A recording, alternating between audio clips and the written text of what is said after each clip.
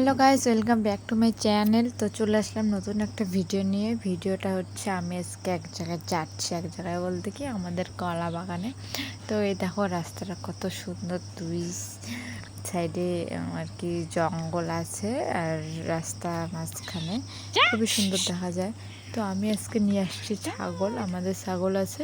তো এতে 10টা ছাগল আছে। এটা হচ্ছে আমাদের কলা বাগান। তো কলা বাগানটা অনেক পুরনো হয়ে গেছে, মনে করো এখানে অত ওষুধ দেওয়া হয় না, যত্ন দেওয়া হয় না, এরকমই আছে আর কি। এমনি যতটুকু হয় আর কি ওইটুকুই। আর ছাগল এখানে থাকে, ছাগল আর কি ঘাস খাওয়া হয় এই জন্য।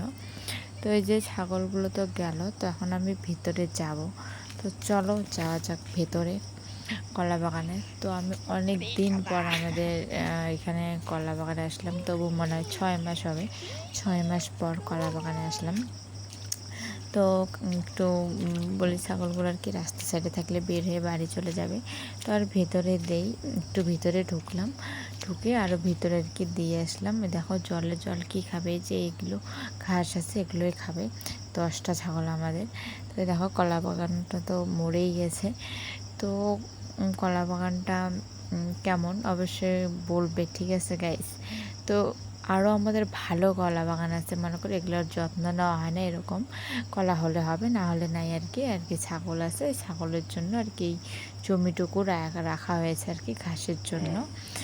তো তো আমি দেখো গাইস ছাগল রেখে চলে আসলাম। আর আমাদের ভালো কলা বাগান আছে, মনে করো বড় বড় গাছ, অনেক পরিষ্কার যত্ন নেওয়া হয় ওগুলো গাছ। তোমরা যদি দেখতে চাও অবশ্যই কমেন্ট করে জানাবে, আমি নতুন ভিডিও নিয়ে আসবো গাইস।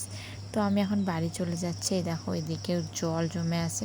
তো গাইস ভিডিওটা এই পর্যন্তই, বাই বাই গাইস, দেখা হবে নতুন